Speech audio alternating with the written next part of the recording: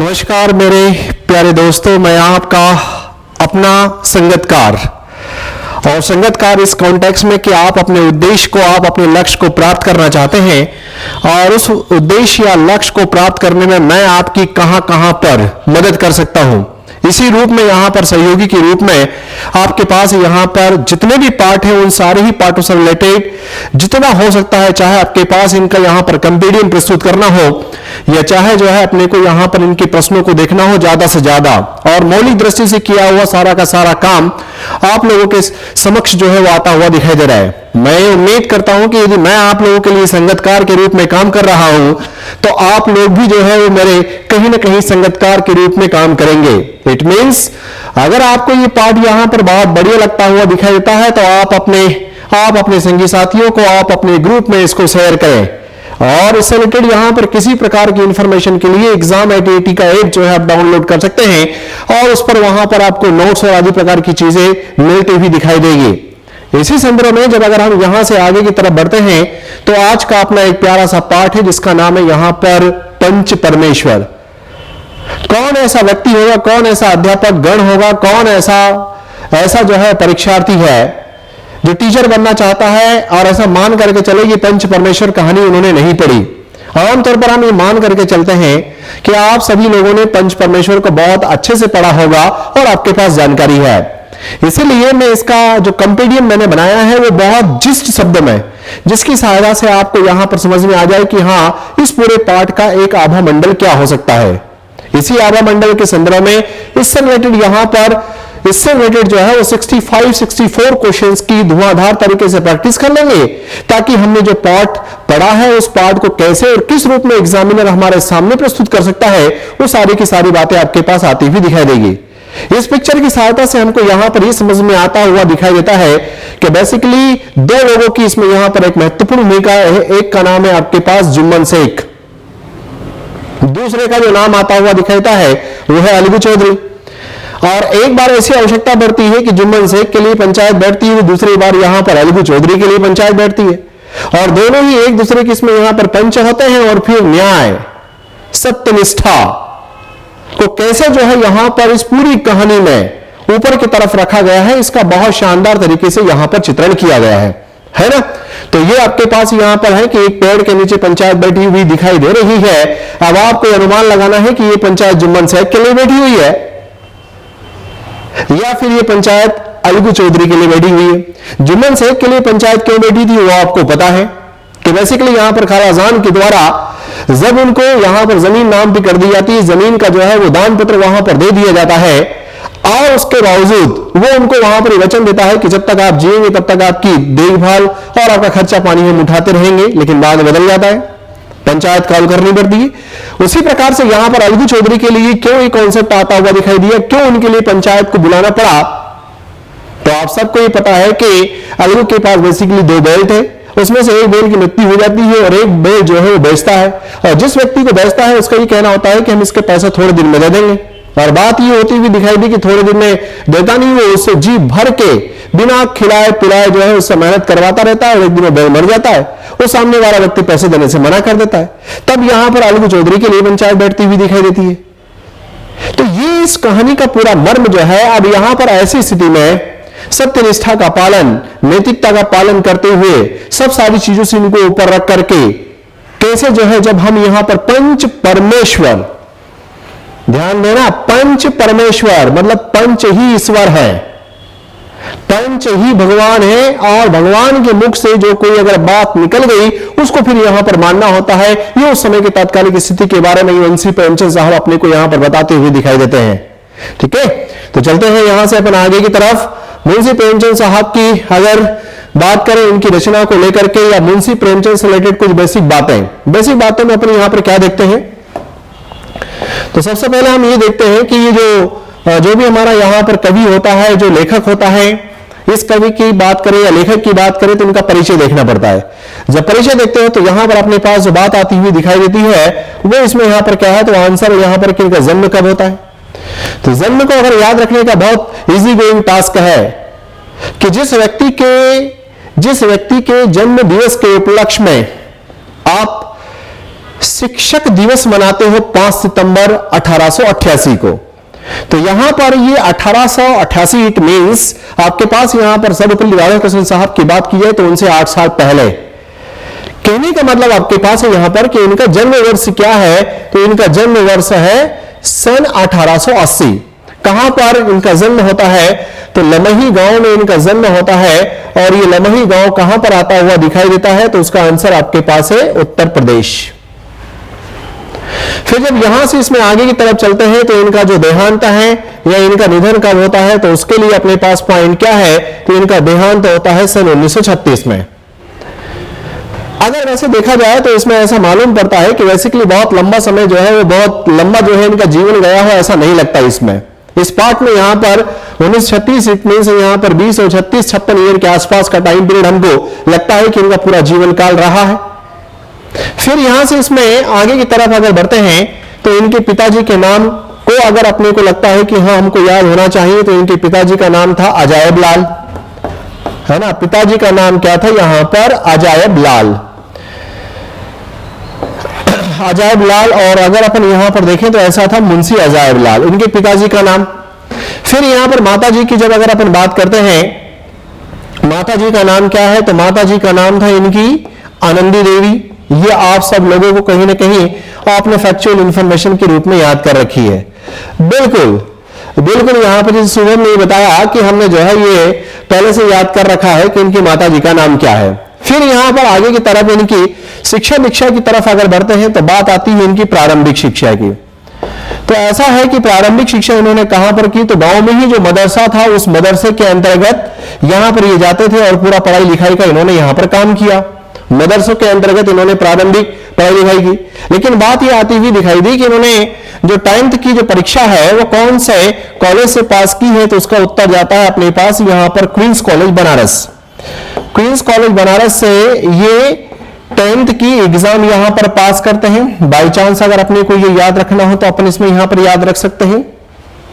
फिर यहां से बात आती हुई दिखाई देती है तो आगे, चूंकि किसान परिवार से बिलोंग करते थे, आर्थिक स्थिति बड़ी खराब थी और पिता का भी इनका जो व्यापार व्यवसाय था वो किसानी था, और ऐसी स्थिति में किसानी से जो है वो पूरा घर का खर्चा नहीं चलता था, तो इनके पिता ने भी एक जगह मुंशी के रूप में नौकरी ज्वाइन कर ली थी।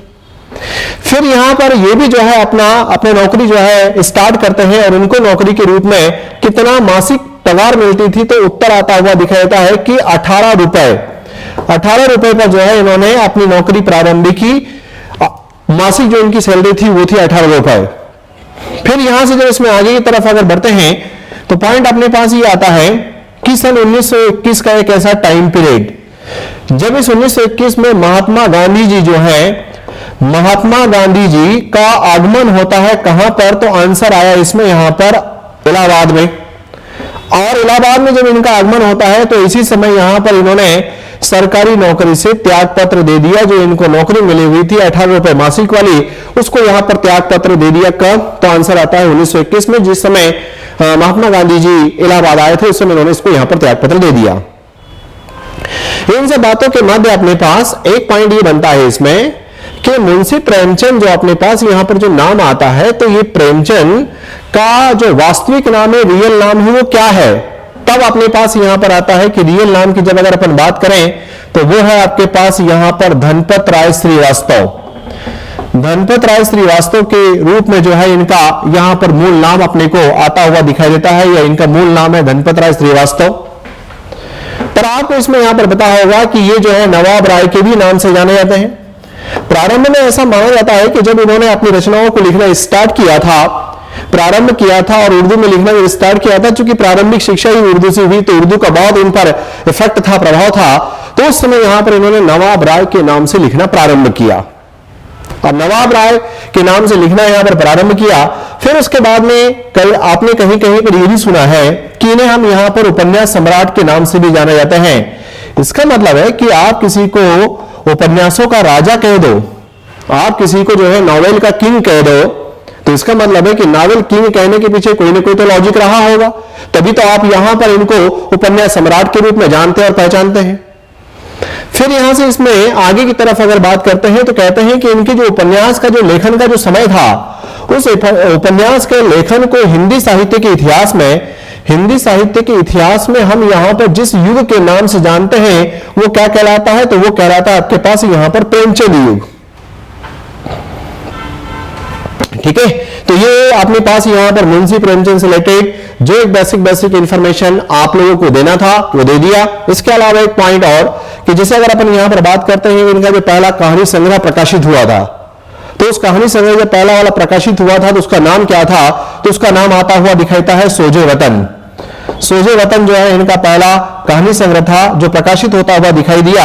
लेकिन यहां पर समय के सापेक्ष में उस दौरान चूंकि यहां पर इसमें इनमें भी जो है वो अंग्रेजों के खिलाफ या कहीं ना कहीं स्वतंत्रता को लेकर के या स्वतंत्रता की भावना को लेकर के बातें लिखी गई थी, इसलिए जो है यहां पर समय रहते इनकी बहुत सारी जो प्रतियां हैं उस समय के वहां पर तत्कालिक जो भी 1880 जो है 1900 के आसपास जिनका भी यहां पर टाइम पीरियड था, इन्होंने इन सारी प्रतियों को इन्हें कहीं जलवा दिया है ना। तो ये अपने पास एक कॉन्सेप्ट इसमें यहां पर जब जाता है तो एक बेसिक इंफॉर्मेशन में इतनी याद हो, फिर मेन पॉइंट यह है कि तुमको पढ़ा रहे हैं वो पाठ, और पाठ का नाम है पंच परमेश्वर। बस अब यहां पर पंच परमेश्वर का जो कॉन्सेप्ट है वो किस बात को हाईलाइट करता है वो आपके माइंड में होना चाहिए कि पंच ही परमेश्वर है, पंच ही ईश्वर है।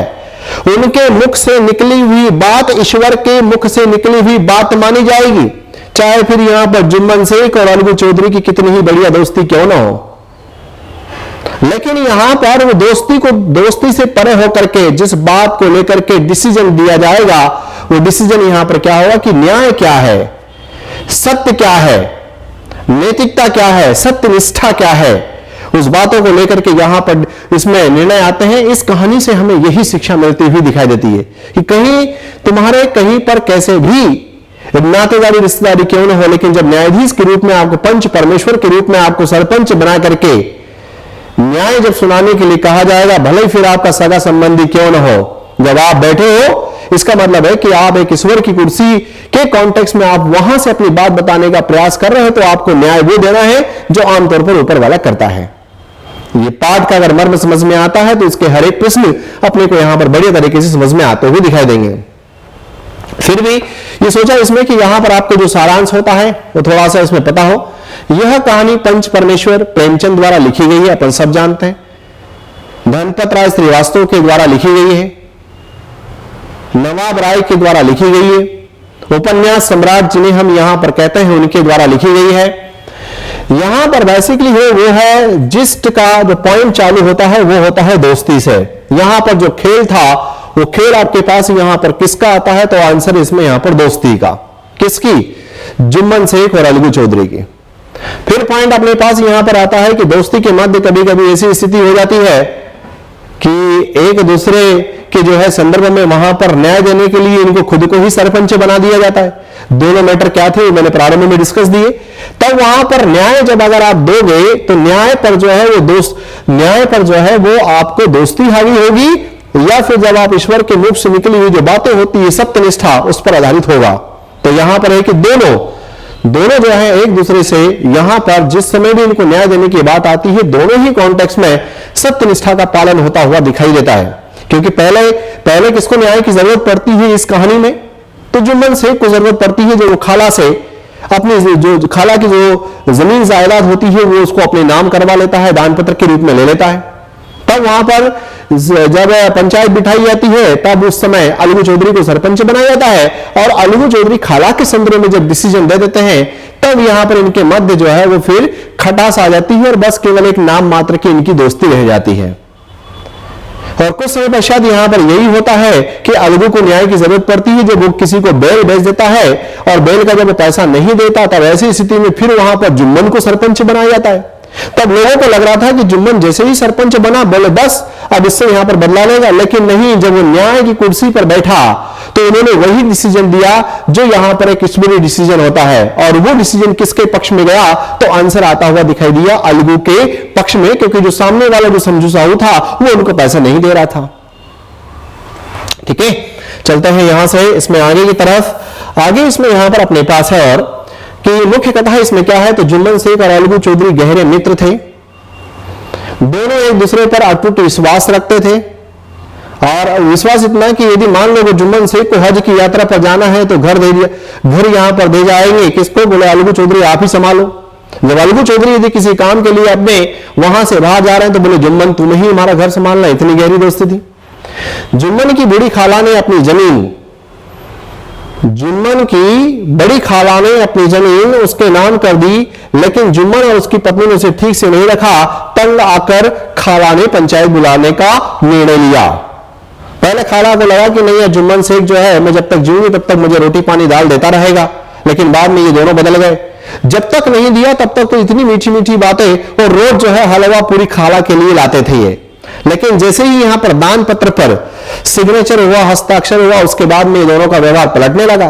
वो बूढ़ी मां जो है इधर उधर परेशान होने लगी, दर दर की ठोकरें खाने लगी। तब यहां पर जब अलगू के पास भी जाती है ये, तो अलगू ये कहता है कि मैं तुम्हारी पंचायत में आ तो जाऊंगा, लेकिन मेरी जुम्मन से यहां पर बहुत गहरी दोस्ती है, तो उस संदर्भ में मैं वहां पर न्याय कैसे करूंगा? मैं जो है आऊंगा पर एक मुक्त दर्शक बना रहूंगा, मैं कुछ बोलूंगा नहीं। फिर यहां पर ये खाला जान जो है, खाला उनको ये कहती है कि क्या दोस्ती के खातिर न्याय को तिलांजलि दोगे आप? तब इनके यहां पर समझ में आता है अलगू चौधरी को कि नहीं, ये बात तो कहीं ना कहीं गलत है। और जैसे ही जब पंचायत बुलाई जाती है और ये कहते हैं कि चलो बता दो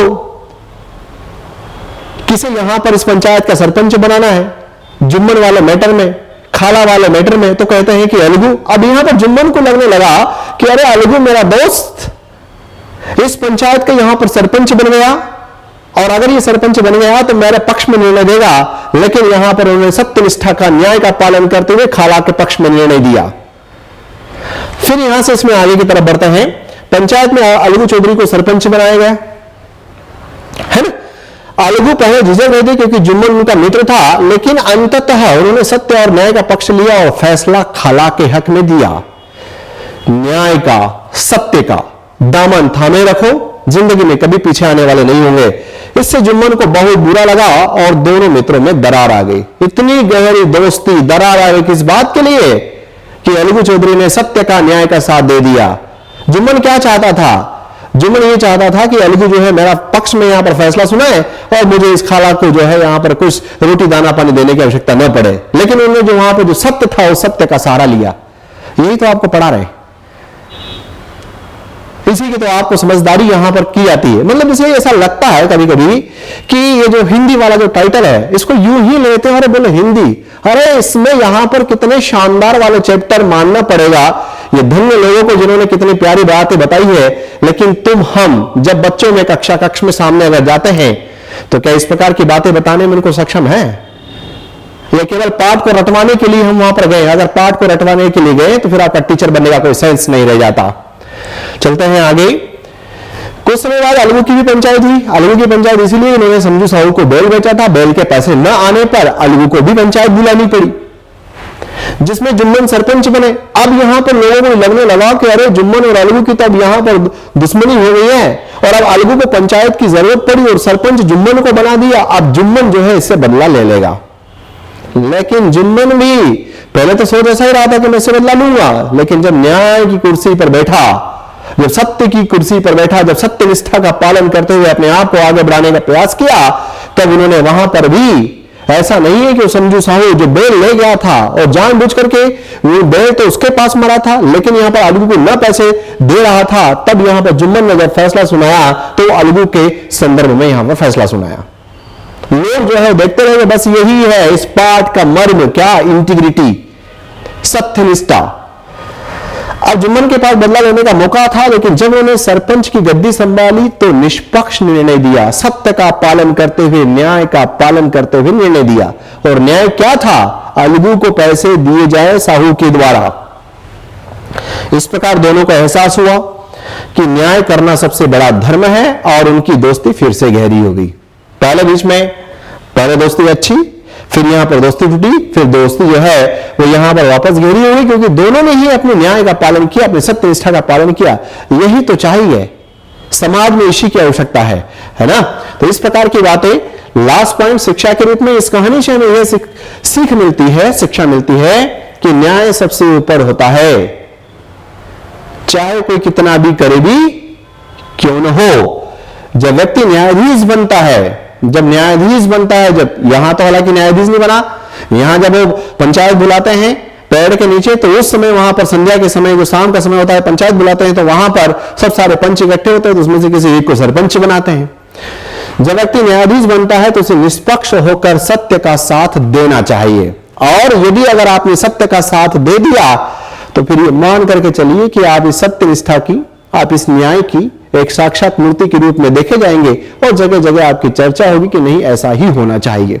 ठीक है, तो ये पूरा पाठ का मर्म है। चलते हैं यहां से अपनी प्रश्नों की धारा की ओर बढ़ते हैं, जिसमें ये जो इनके जीवन परिचय से रिलेटेड जो कुछ प्रश्न हैं, उनके बाद में फिर एक से बढ़कर के एक इनके पाठ पर आधारित जिन प्रश्नों का नॉलेज आपको होना चाहिए ताकि एग्जामिनेशन में आपका भला हो जाए, उस पर अपन करते हैं। बिल्कुल बिल्कुल, यहां पर संजना जो है इसमें अपने को इसी प्रकार से आगे की तरफ बढ़ना है ना। चलते हैं आगे।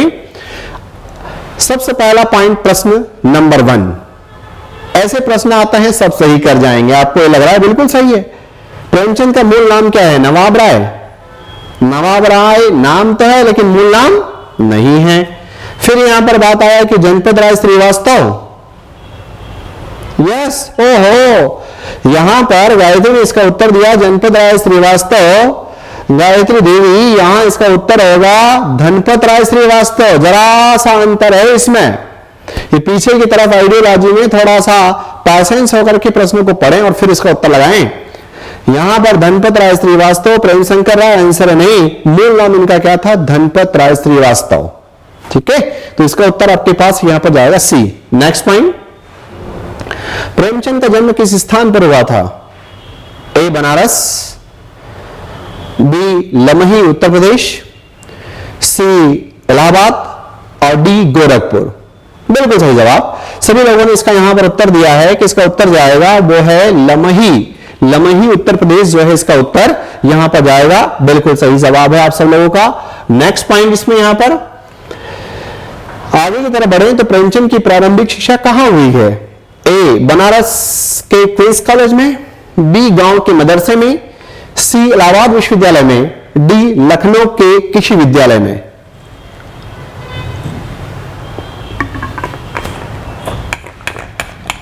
भैया बबलू इसका उत्तर दे रहा है कि बनारस के क्वींस कॉलेज में। भैया बनारस के क्वींस कॉलेज में तो 10वीं पढ़ने गए थे। इसका उत्तर है यहां पर, इसमें प्रश्न आया है कि प्रारंभिक शिक्षा जो है कहां होती है, तो प्रारंभिक शिक्षा गांव के मदरसे में होती है। ठीक है, तो इसका उत्तर यहां पर जाएगा बी फॉर बॉल। चलते हैं नेक्स्ट पॉइंट की तरफ। प्रेमचंद ने 10वीं की परीक्षा कहां से पास की थी? ए इलाहाबाद विश्वविद्यालय, बी क्वींस कॉलेज बनारस, सी काशी हिंदू विश्वविद्यालय, डी अलीगढ़ मुस्लिम विश्वविद्यालय। तो इसका उत्तर अपने पास यहां पर क्या जाएगा? बिल्कुल सही जवाब सभी का, क्वींस कॉलेज बनारस। अगला पॉइंट, प्रेमचंद ने सरकारी नौकरी कब छोड़ी? थ्योरी के दौरान मैंने बताया था इसमें आपको कि क्या सन 1925 में या 1930 में या 1921 में या 1919 में। बिल्कुल सही जवाब 1921 में यहां पर इन्होंने सरकारी नौकरी को छोड़ी थी। और जिस समय महात्मा गांधी का दौरा इलाहाबाद हुआ था उस समय इनको लगने लगा कि यार अब अपने को ये काम, ये तो सब होते रहेंगे, यहां पर अब एक काम जो है बड़ा करना है। और वो देश की आजादी के लिए कहीं ना कहीं उन्होंने भी वहां पर असहयोग करना चालू कर दिया, बोले हमको अभी नौकरी फोकरी नहीं करनी है ना। तो इसका उत्तर ये अपने पास यहां पर क्या? सी 1921। अगला पॉइंट, प्रेमचंद के पहले कहानी संग्रह का नाम क्या था? ए रंगभूमि, बी गबन, सी सोजे वतन और डी कर्मभूमि। बिल्कुल यहां पर अपन ने इसमें यहां पर देखा था, इसका उत्तर जाएगा वो है इसमें सोजे वतन। नेक्स्ट क्वेश्चन, अलगू चौधरी ने बैल किसे बेचा था? जुम्मन शेख को, रामधन मिश्र को। पंचायत में जब पंचायत बुलाई है, रामधन मिश्र की भी बड़ी भूमिका रही है। सत्य और न्याय की मूर्ति के रूप में यहां पर यह भी इंटरप्रेट होते हैं, जिधर सत्य होता है, जो न्याय की बात होती है वही करते हैं रामधन मिश्र भी इस पाठ में। संजू साहू को या फिर करीमन को, तो उत्तर आया आपके पास यहां पर संजू साहू को। अब इसमें यहां पर संजू साहू को अलगू चौधरी को बैल बेचने की आवश्यकता क्यों पड़ी थी? अलगू चौधरी के पास बहुत शानदार वाले 2 बैल थे, उन 2 बैलों में से एक बैल की मृत्यु हो जाती है। अब यह है कि एक बैल से क्या खेती का काम हो सकता है? आंसर है कि नहीं। तब उनको वहां पर लगा कि किसी एक व्यक्ति को एक बैल की आवश्यकता थी जो शहर से माल लाने ले जाने का करता था, और उसको जो है वहां पर आवश्यकता थी तो उन्होंने उसको वहां पर बेच दिया, है ना। तो ये पॉइंट इसका उत्तर क्या जाएगा, तो ये आपके पास समझू साहू। फिर अगला, प्रेमचंद को हिंदी साहित्य में किस उपाधि से जाना जाता है? ए महाकवि, बी कहानी सम्राट, सी उपन्यास सम्राट, डी साहित्य शिरोमणि। तो यहां पर इस पाठ के संदर्भ में अगर अपन आगे की तरफ बढ़ते हैं, बिल्कुल सही जवाब। इसका उत्तर जो है वो जाएगा क्या इसमें, तो उपन्यास सम्राट के रूप में वो जाने और पहचाने जाता है। नेक्स्ट क्वेश्चन, प्रेमचंद ने अपने लेखन की शुरुआत किस भाषा में की थी? ए हिंदी, बी संस्कृत, सी अंग्रेजी, डी उर्दू। बिल्कुल इसका उत्तर यहां पर इसमें सही है। और इनका ये कहना है कि ये जो इन्होंने लिखना जो प्रारंभ किया था, उर्दू में लिखना प्रारंभ किया था, और उस समय जो है ये नवाब राय के नाम से लिखा करते थे, क्योंकि चूंकि अब इनकी प्रारंभिक शिक्षा ही उर्दू में हुई, तो नो डाउट उसका बहुत ज्यादा इन पर इफेक्ट या प्रभाव रहा होगा, है ना। नेक्स्ट पॉइंट, प्रेमचंद की पहली प्रकाशित पुस्तक सोजे वतन, पहले कहानी संग्रह सोजे वतन, किस कारण प्रतिबंधित कर दी गई थी? यह धार्मिक भावनाओं को ठेस पहुंचाने वाली थी? नो। स्वतंत्रता संग्राम की भावना थी? हां। साहित्यिक दृष्टि से कमजोर नहीं थी और सरकार ने इसे अपशब्दों से भरा नहीं माना था। यह था कि इसमें स्वतंत्रता संग्राम की भावना थी, और स्वतंत्रता संग्राम की भावना से तो कहीं इनको ऐसा लगा कि वो जो है यहां पर इस पुस्तक के माध्यम से और लोगों के मध्य आग न भड़क जाए। तब तो ऐसे साधन नहीं था ना कि आज मैं अगर यहां पर खड़ा हुआ हूं तो मैं तुम्हारे पास में हूं अभी, ठीक है। चलो, यह आपका संगतकार आपके लिए बढ़िया मेहनत कर रहा है। बस आपको जहां पर भी जैसे आवश्यकता होती है आप बताते रहें, कमेंट बॉक्स में लिखते रहें कि सर ये और करो, आपका संगतकार आपके लिए तैयार बैठा हुआ है। नेक्स्ट पॉइंट, प्रेमचंद किस साहित्यिक संगठन के पहले अध्यक्ष थे? तो यहां पर आता है कि भारतीय साहित्य परिषद के, नो। हिंदी साहित्य सम्मेलन के, नो।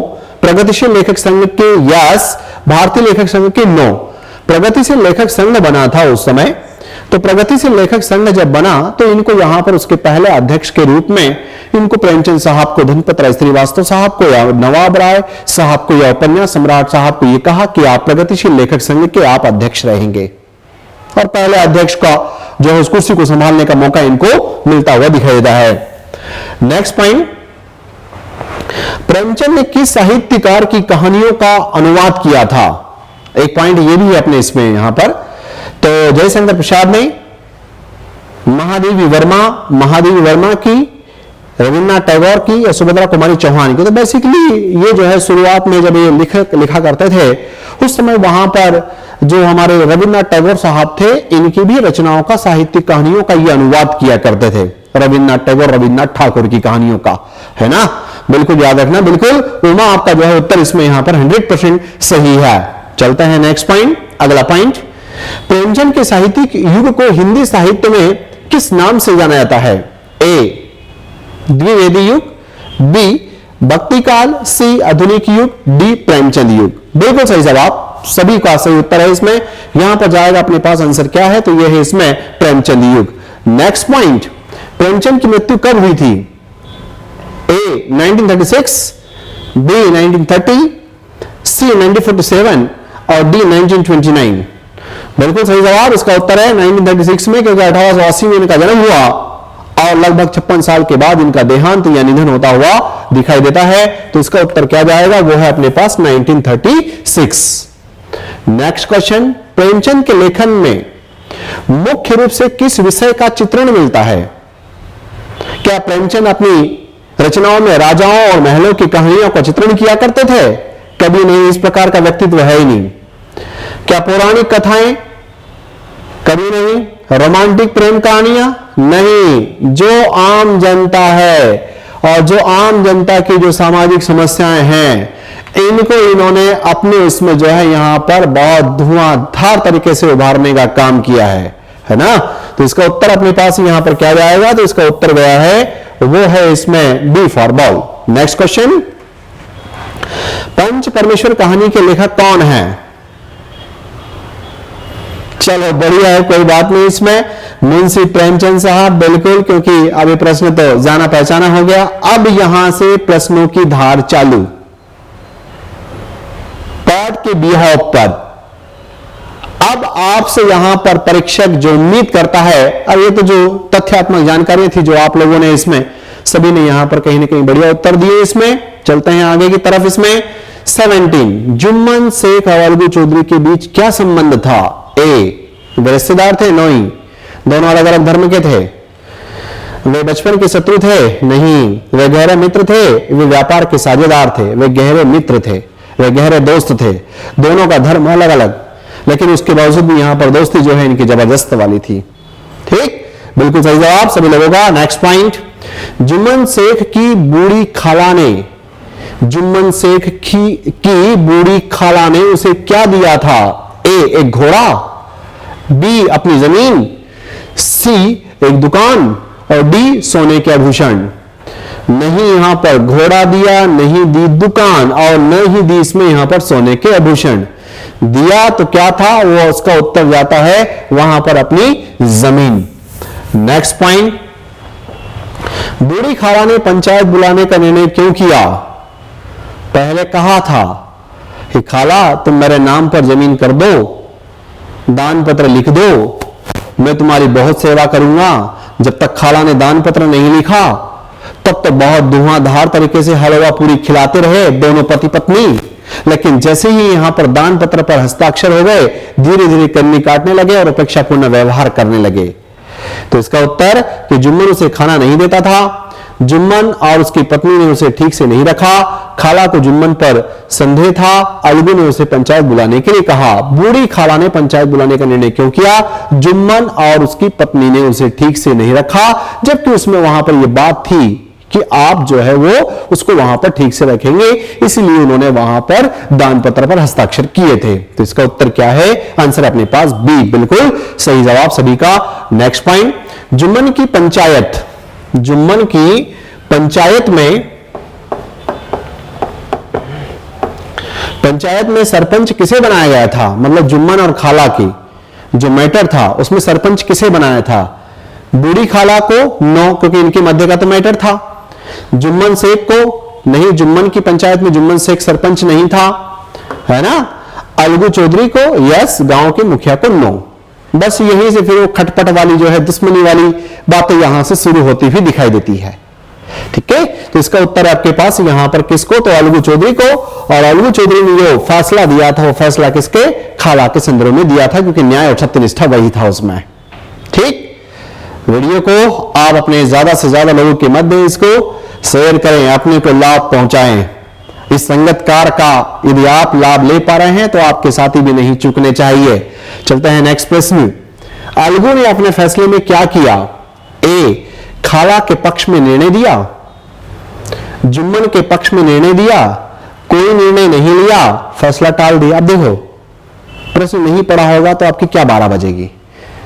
आपको ही पता है कि अलगू चौधरी और जुम्मन शेख तो एक दूसरे के बिल्कुल गहरे मित्र। अब ऐसी स्थिति में अगर पंचायत जब बैठी वहां पर, तो फैसला जो है ऐसा कि यार ये तो मेरा दोस्त है, इसलिए फैसला मैं इसके पक्ष में दूंगा। बाकी यहां पर नहीं ये है, नहीं ये है और नहीं ये है। यहां पर जिस बात की जीत होती है वो क्या पॉइंट है? तो वो है आपके पास यहां पर सत्यनिष्ठा, वो है आपके पास इंटीग्रिटी। और ये सत्यनिष्ठा तो इसलिए जो है इन्होंने यहां पर खाला के पक्ष में निर्णय दिया था। नेक्स्ट क्वेश्चन 22, अलगू के फैसले से जुम्मन की क्या प्रतिक्रिया थी? अलगू ने फैसला तो खाला के पक्ष में दिया, अब दोनों के मध्य गहरी दोस्ती। अब क्या प्रतिक्रिया? ए, उसने अलगू की सराहना की, उसने अलगू से दोस्ती तोड़ ली, उसने पंचायत से इस्तीफा दे दिया, उसने खाला से माफी मांग ली, उसने अलगू से दोस्ती तोड़ ली। और बिल्कुल बस औपचारिकता मात्रा वाली जो हाय हालो वाली रहती है, बाकी फिर यहां पर जो बहुत गहरी मित्रता थी वो यहां से खत्म होती हुई दिखाई दी। जबकि सत्य क्या था? सत्य यह था कि बाकायदा यहां पर जुम्मन शेख ने खाला को बढ़िया उसकी परवरिश करने की जिम्मेदारी ली थी, इसलिए तो उन्होंने अपनी मिल्कियत जो है इनके नाम वहां पर करी थी। ठीक है, तो पॉइंट अपने पास यहां पर इसका क्या? उन्होंने अलगू से दोस्ती तोड़ ली। फिर अगला, अलगू की पंचायत में सरपंच कौन बना? अब अलगू की पंचायत कब बिठानी पड़ी? तो जब अलगू और समझू साहू का झगड़ा हुआ। किस बात के लिए? क्योंकि अलगू का एक बैल मर गया था और उसने जो है दूसरा बैल यहां पर समझू साहू को बेचा था। तब यहां पर जब पंचायत बुलाई गई तो उस पंचायत में यहां पर सरपंच किसको बनाया गया? क्या बूढ़ी खाला को 9 कोई और पंचायत सदस्य 9 अलगू खुद बना, 9 किसको बनाया? जुम्मन शेख को। अब तक लोगों को लगने लगा था कि अब ये बदला लेगा, जुम्मन शेख अब बदला लेगा, जो अलगू ने कुछ समय पहले यहां पर जुम्मन शेख के खिलाफ फैसला सुनाया था, अब इसका बदला लेने का समय आ गया। भी सोच भी ऐसा रहा था कि मैं लूंगा बदला, लेकिन जिस ही न्याय की कुर्सी पर आता है वो सब सारी बातें भूल जाता है, और सत्य क्या है, न्याय क्या है, उसके पक्ष में ये विद्वान भी यहां पर फैसला देता है। यहीं से फिर वापस धुआंधार वाली दोस्ती फिर बन जाती है। तो इसका उत्तर आपके पास कि अलगू की पंचायत में सरपंच कौन बना, तो आंसर है इसमें जुम्मन शेख। अब अलगू ने पंचायत क्यों बुलाई थी? क्योंकि समझू साहू इनके पैसे पेमेंट नहीं दे रहा था। नेक्स्ट पॉइंट इसमें यहां पर अगला, जब जुम्मन सरपंच बना तो उसने क्या किया? जब जुम्मन सरपंच बना तो उसने क्या किया? ए, अलगू के खिलाफ बदला लिया, अलगू के पक्ष में निष्पक्ष निर्णय लिया, पंचायत को भंग कर दिया, अलगू से माफी मांगी। बताओ क्या है? जल्दी फास्ट वीरेन, क्या होगा इसका जो है यहां पर आंसर?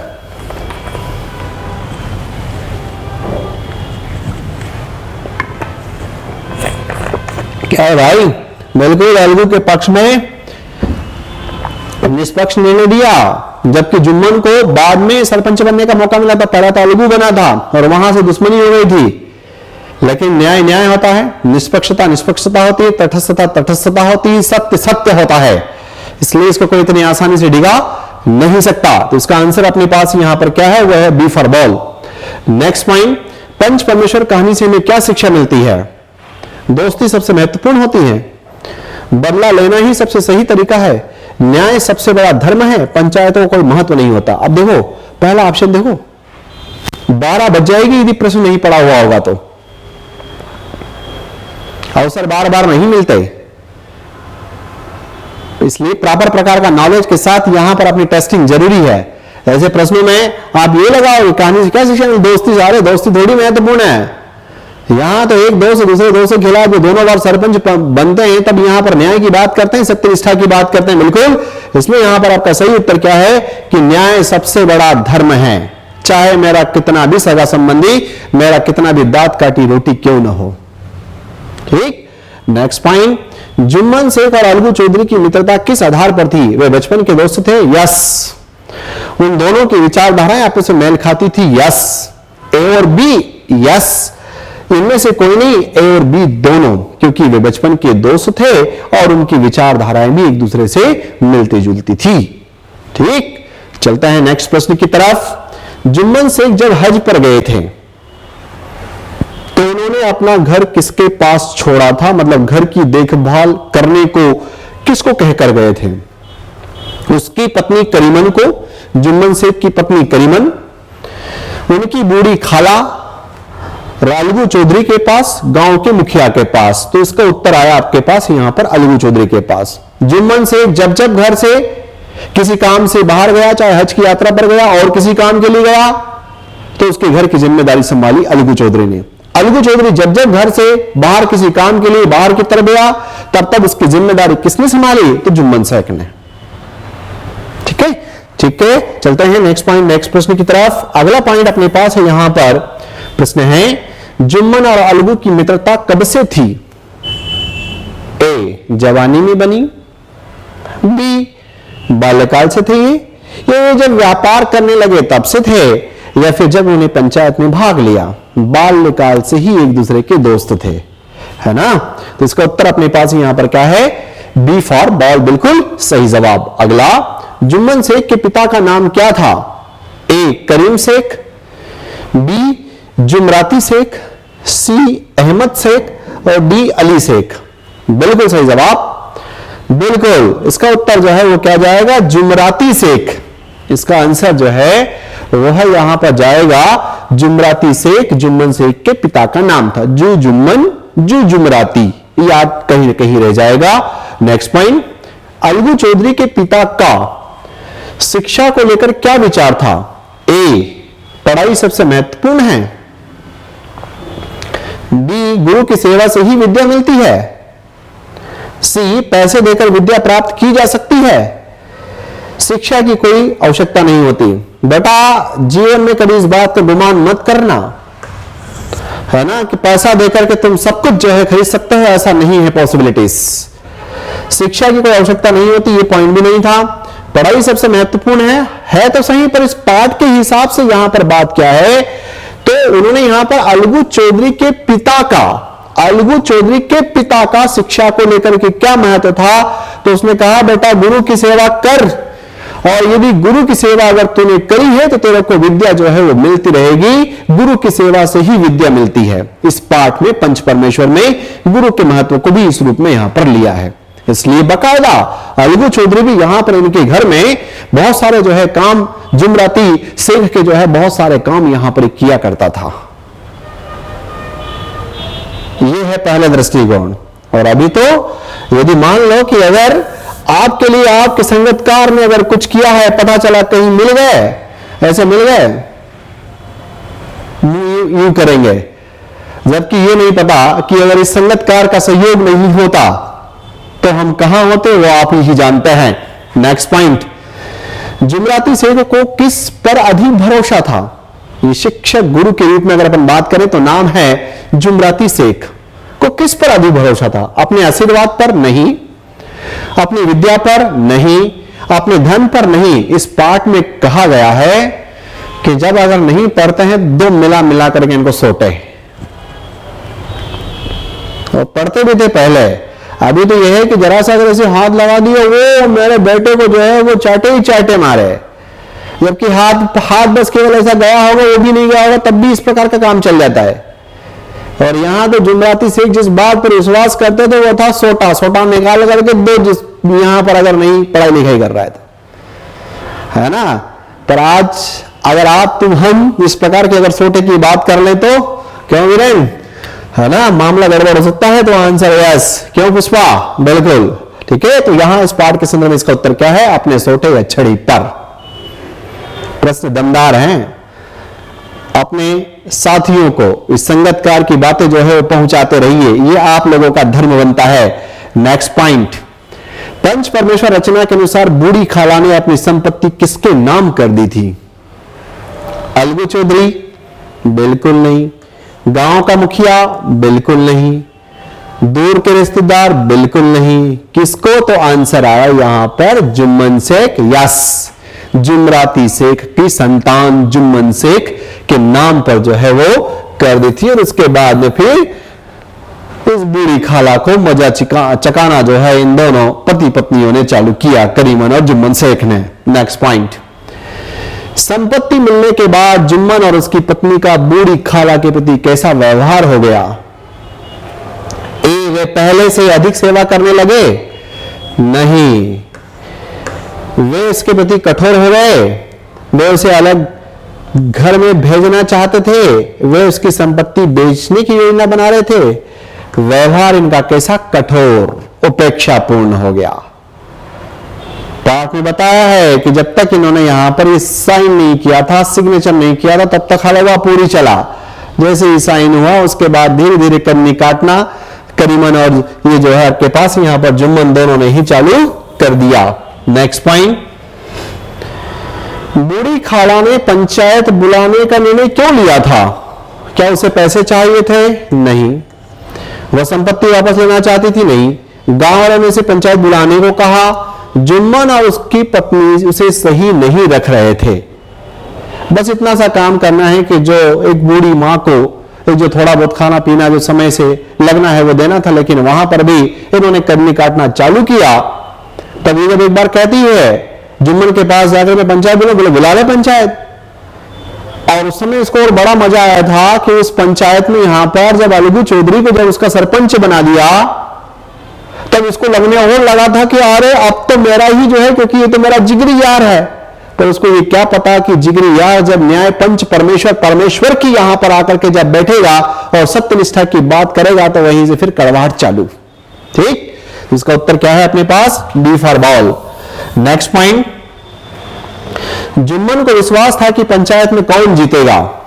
जुम्मन को विश्वास था कि पंचायत में कौन जीतेगा? ए खाला, बी गांव के बुजुर्ग, सी जुम्मन स्वयं। डी अलगू चौधरी। अब देखो इनका तो यहां पर मैटर ही नहीं है, मैटर तो किसका था, जुम्मन और खाला का।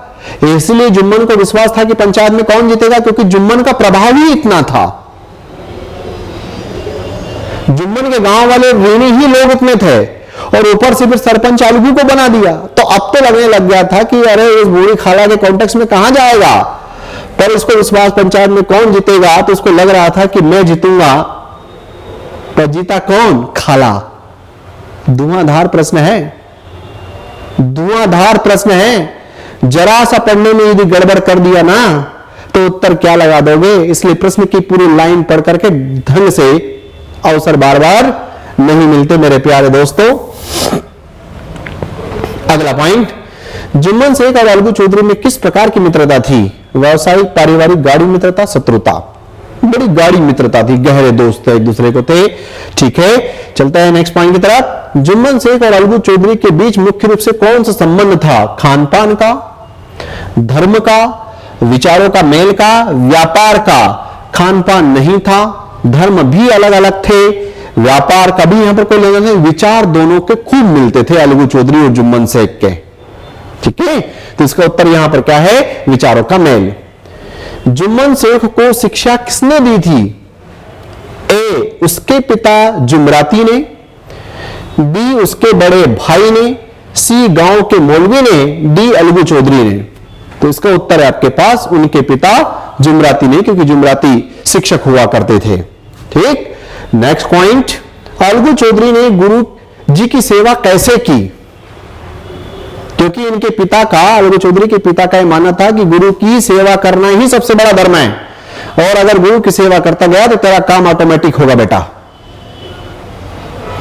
ए उनके खेत में काम करके नहीं, उनके कपड़े धोकर नहीं, उनके घर के काम करके नहीं। क्या करता था अलगू, तो एक तो उनके लिए हुक्का तैयार करता था, और दूसरा जो है रकाबियां मांझ करके।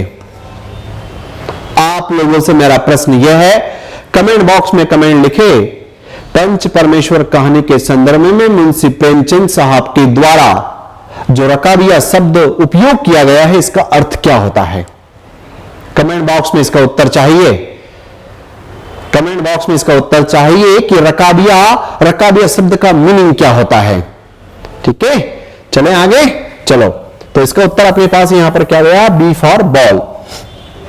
नेक्स्ट पॉइंट, जुम्मन की पूजा आसपास के गांव में क्यों होती थी, उसके धनी होने के कारण नहीं, उसकी विद्या और प्रभाव के कारण, हां, उनके दानशील स्वभाव कारण नहीं, उनके धार्मिक ज्ञान के कारण नहीं। तो इसका उत्तर अपने पास यहां पर क्या गया, तो इसका उत्तर जाएगा अपने पास यहां पर B. Next point 41, Jumman Sheikh की बूढ़ी खाला ने अपनी मिल्कियत किसे लिख दी थी। पहला तो आप लोगों के लिए प्रश्न यह है, और कमेंट बॉक्स में कमेंट लिखें कि मिल्कियत शब्द का अर्थ क्या होता है।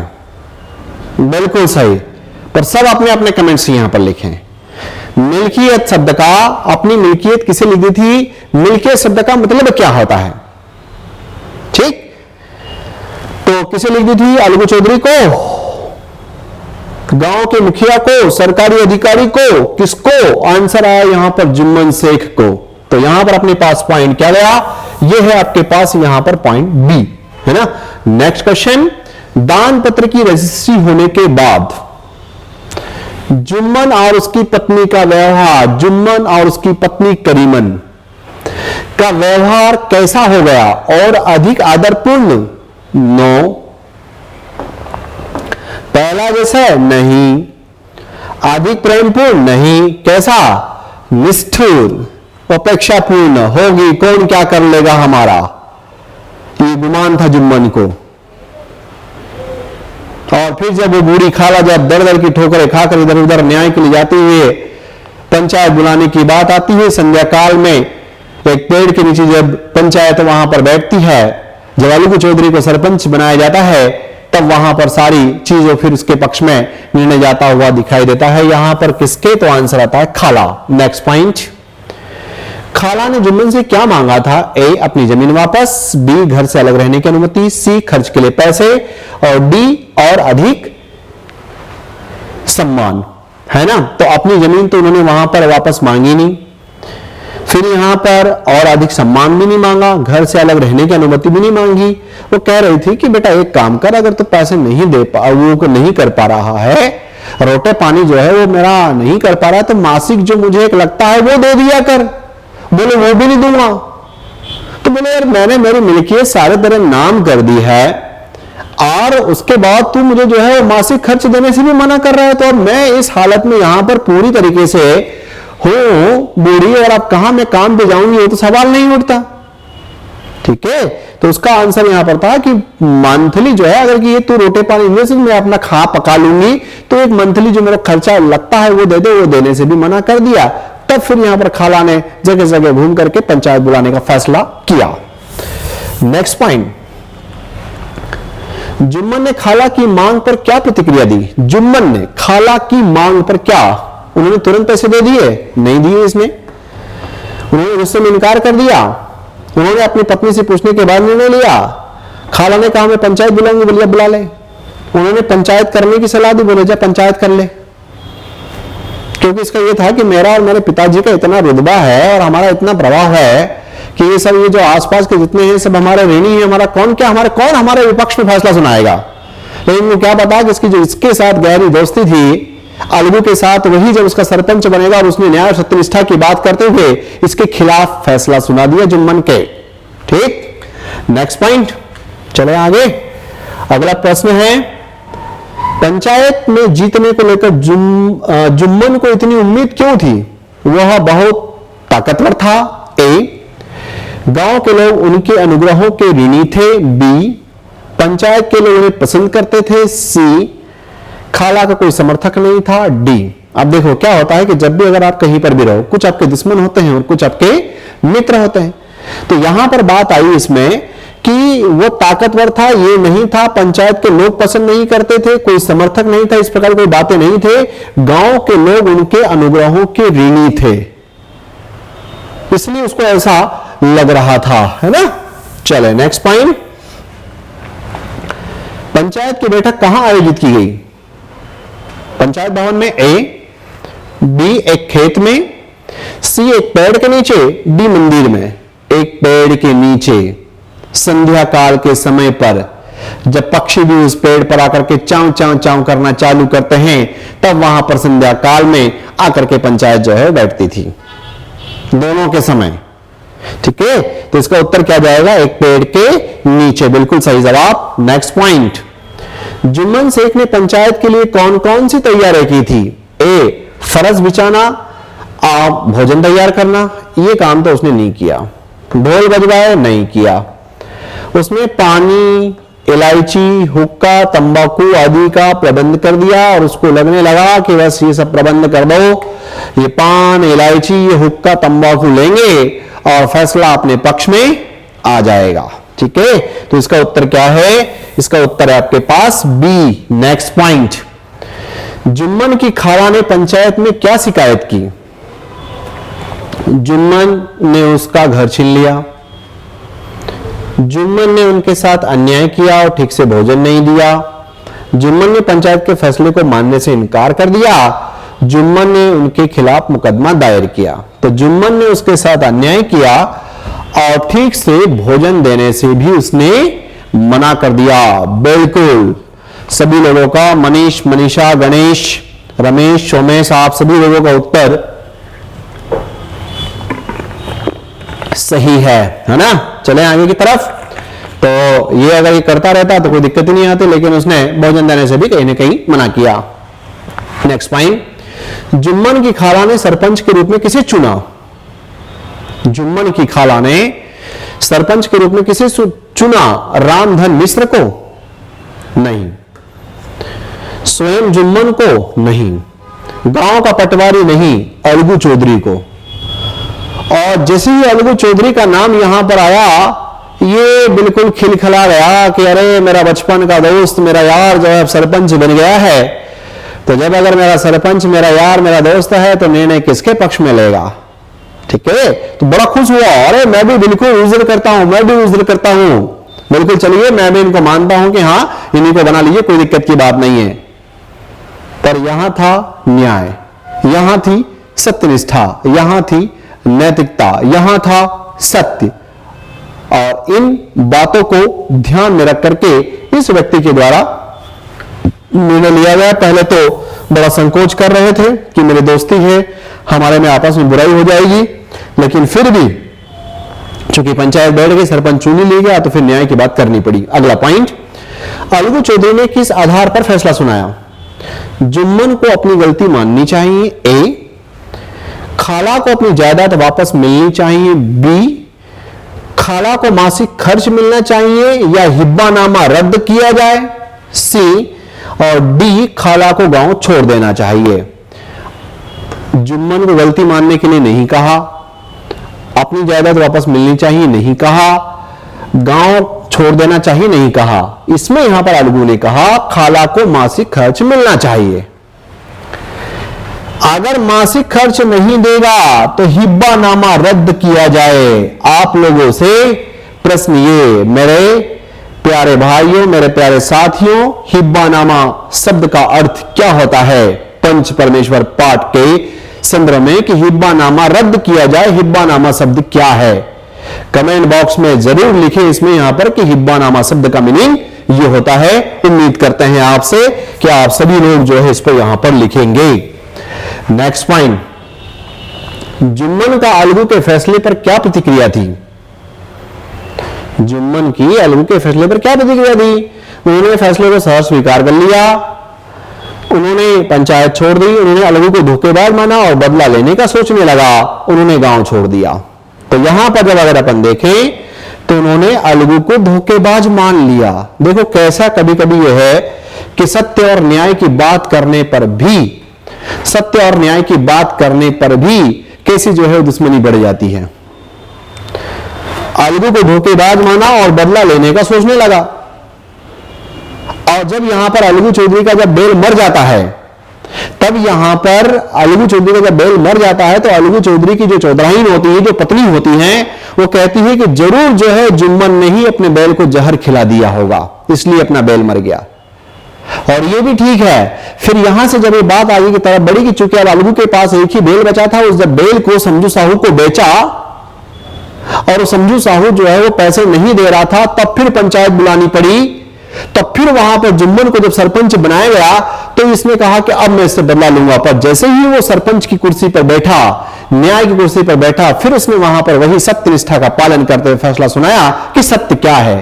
तो अलगू वहां पर भी अलगू वहां सत्य था, क्योंकि उसको उसके बैल के पैसे मिलने चाहिए थे। अलगू के बैल तो बिल्कुल हष्ट पुष्ट और खान पान में बहुत शानदार उनको रखता था वो, लेकिन वो जो समझू साहू जो ले गया था इसके बैलों को, वो केवल बैलों से काम लेना जानता था और उसको न दाना देना न पानी देना, और इतना काम उसने लिया कि बैल जो है भूख के मारे मर गए। ठीक है, तो पॉइंट अपने पास सी, उन्होंने अलगू को धोखेबाज माना और बदला लेने का सोचने लगा।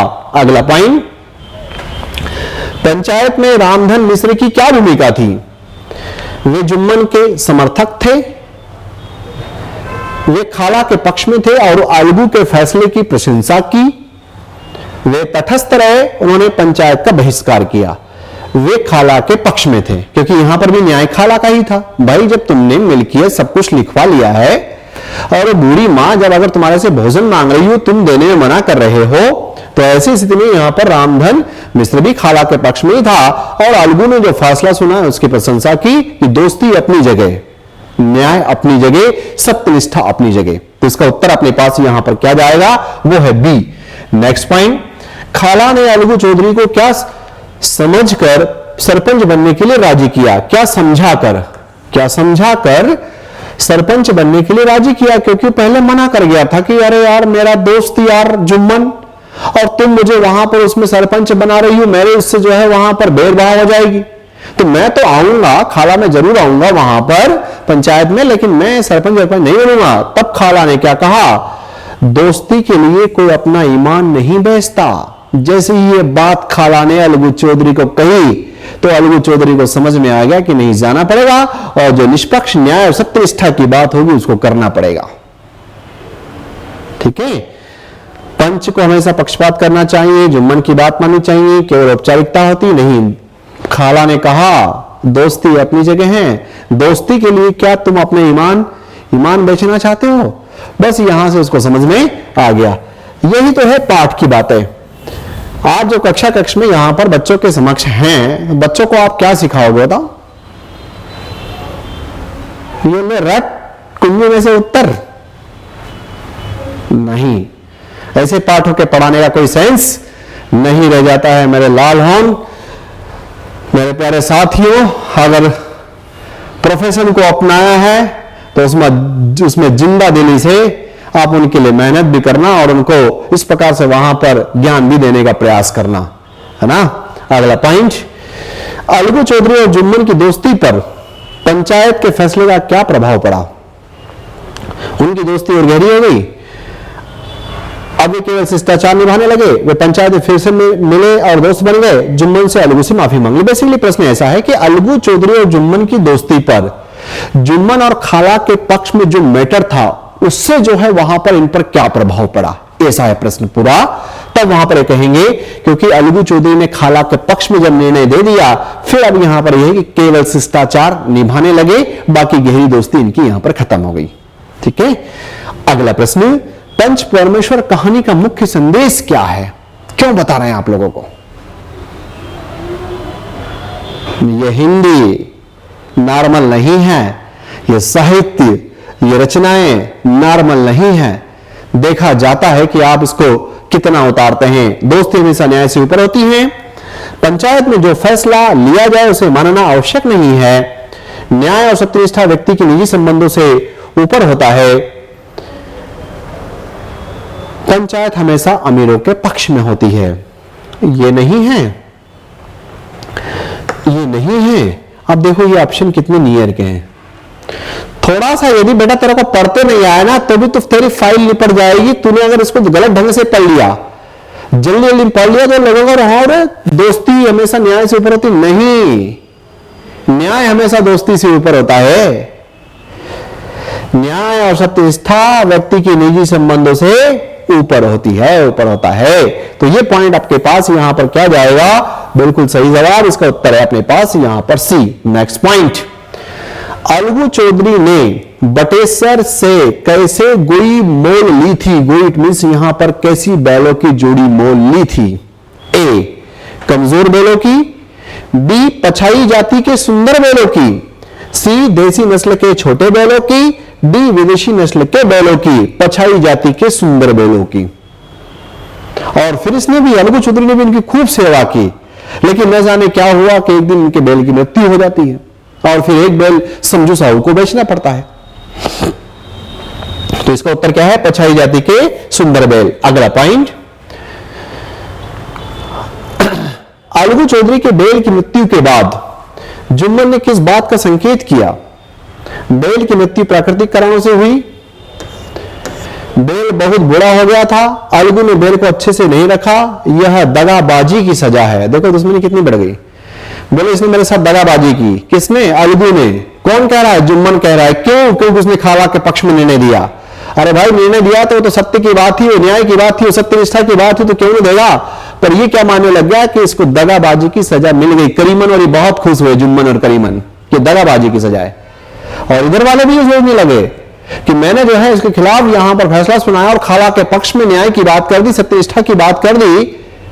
तो ये जो अलगू चौधरी है, उनकी पत्नी जो चौधराइन थी, उन्होंने ये कहा कि ये जो है इसने जरूर जुम्मन ने अपने बैल को कुछ न कुछ जहर खिला दिया और मार दिया।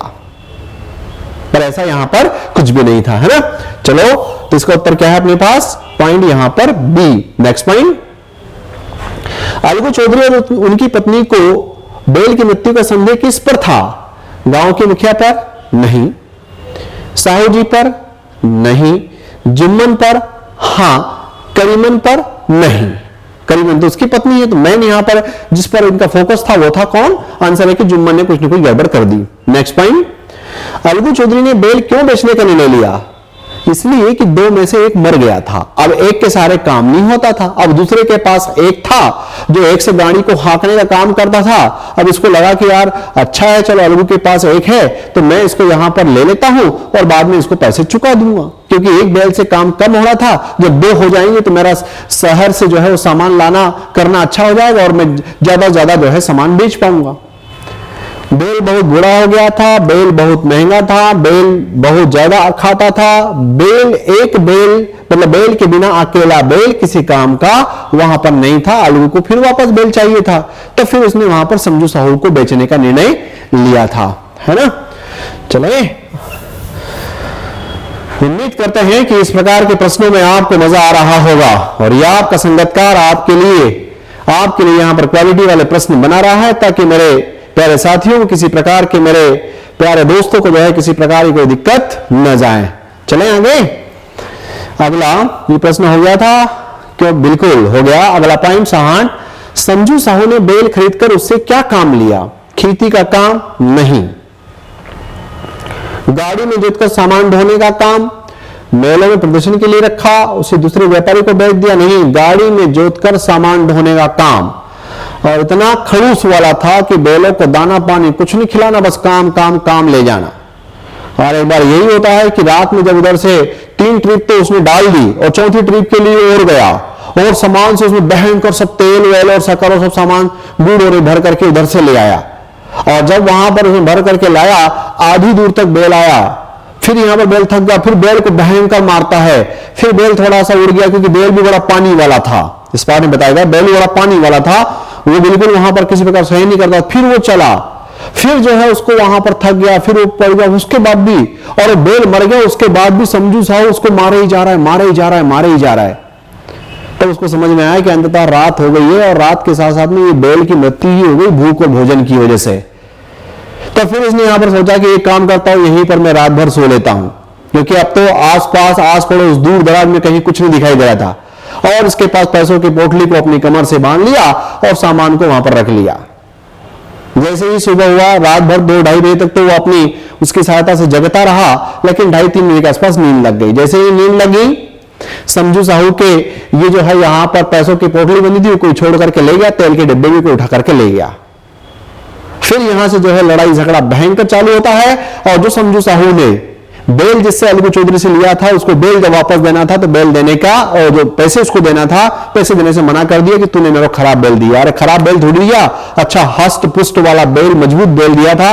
लेकिन इसमें यहां पर इस कथाई ने जो है उसमें वहां पर उसके साथ बिल्कुल निर्दयी व्यवहार किया, न खाना न पीना न कुछ नहीं दिया उसने, बस केवल काम काम लेना जानता था। ठीक, तो गाड़ी में जोतकर सामान ढोने का काम किया। अगला, समझू साहू ने बैल को कैसा व्यवहार दिया? अच्छे से खिलाया पिलाया और आराम दिया? नहीं। बहुत ज्यादा काम लिया लेकिन सही देखभाल की? नहीं। कम काम लिया लेकिन अच्छा भोजन दिया? नहीं। अधिक काम लिया, न चारे की चिंता न पानी की चिंता। देखो क्या है, बहुत ज्यादा काम लिया सही बात है, आगे लेकिन सही देखभाल की। ऑप्शन पूरा न पढ़ने का नतीजा क्या होगा? ये ऐसे हमारे क्वालिटी वाले प्रश्न आपको सिखाएंगे। अधिक काम लिया, न चारे की चिंता की न पानी की, तो ये भी सही था यहां तक, लेकिन यहां से फिर गलत हो गया और ये उत्तर जो है आपके पास यहां पर आखिर तक इसमें सही जाता हुआ दिखाई दिया। नेक्स्ट पॉइंट, बैल कब मर गया? एक दिन सुबह आराम करते समय? नहीं। अचानक बीमारी से? नहीं। साहू जी की मारपीट के कारण? चौथी खेप में ज्यादा बोझ ढोने के कारण इतना उस पर लाद दिया कि इसका हिसाब किताब नहीं, और खाना पीना दिन भर में कुछ नहीं दिया बैलों को। तो उसमें से एक बैल जो इससे लाया था अलगू चौधरी से, वो मर गया। इसका उत्तर क्या जाएगा अपने पास यहां पर? बी। नेक्स्ट पॉइंट, साहू जी को कब एहसास हुआ कि उनका पैसा चोरी हो गया? जब वह घर पहुंचा तब, सुबह उठकर जब कमर पर हाथ रखा तब, जब रास्ते में बैल मर गया तब, जब साहू आइन ने उन्हें बताया। समझू साहू की पत्नी साहू आइन, चौधरी की पत्नी अलगू चौधरी की पत्नी चौधराइन, है ना। तो ये पॉइंट अपने पास आया यहां पर, जब साहू आइन ने उन्हें बताया, तो आंसर आया कि सुबह उठकर जब कमर पर हाथ रखा और देखा कि पैसा है ही नहीं, गायब। उसके साथ साथ तेल के डिब्बे भी सब उठा के ले गए। अगला प्रश्न, समझू साहू और सहू आइन अलगू को पैसे क्यों नहीं देना चाहते थे? ए, क्योंकि उनके पास पैसे नहीं थे, क्योंकि उन्हें लगा कि अलगू ने जानबूझकर कमजोर बैल दिया था, क्योंकि बैल बहुत महंगा था, क्योंकि उन्होंने अलगू से पहले ही उधार ले रखा था, क्योंकि उन्हें लगा कि अलगू ने जानबूझकर कमजोर बैल दिया था, जबकि नहीं। अलगू के यहां बड़ी मुश्किल सप्ताह में एक आध बार काम लेता था वो, और बढ़िया बढ़िया खिलाना बेल भी कहता था कि अरे मेरे को कहां इसके यहां दे दिया, मैं तो अलगू चौधरी तेरे हैं बहुत बढ़िया था, इतनी सेवा चाकरी होती थी, सुबह शाम हमारी सेवा चाकरी करने वाले लोग आते थे, और ये तो बस केवल हमारे से काम लेना जानता है, न पानी देता न चारा देता, कहां तूने दे दिया ये। तो ये इसका था क्यों, तो इसमें इसकी बात गलत थी, और फिर उसके बावजूद भी मर गया। अब मरा इसकी वजह से, दुनियादारी को सबको पता था, पंच सरपंच सबको पता था कि अलगू ने जिस हालात में बैल दिया था वो तो अच्छा हष्ट पुष्ट बैल था। बेटा तूने उससे काम लिया, खाना पीना उनको कुछ नहीं खिलाया, तूने उसको मार दिया, और ऊपर से अलगू को पैसे देने से मना कर रहा है। तो जब पंचायत यहां पर बैठती है, फिर यहां पर अलगू के पक्ष में फैसला जुम्मन शेख सुनाते हैं, फिर यहां से गाढ़ी मित्रता हो गई, न्याय की जीत, सत्यनिष्ठा की जीत हो गई, और इसी के साथ अपना यहां पर बढ़िया पाठ भी जो है वो फिनिश होता हुआ दिखाई देता है। उम्मीद करते हैं कि ये पाठ आपको बहुत रियल प्रैक्टिकल वाले स्टाइल में समझ में आया होगा। आपके ये संगतकार का आप अपने दोस्तों मित्रों की तरफ इस पाठ को जो है वो रवाना करें, और सबको इसका लाभ लेने से जो है कोई भी यहां पर चूक न जाए। ठीक है, इसी के साथ इसको यहीं रोकते हैं। जय हिंद, जय भारत।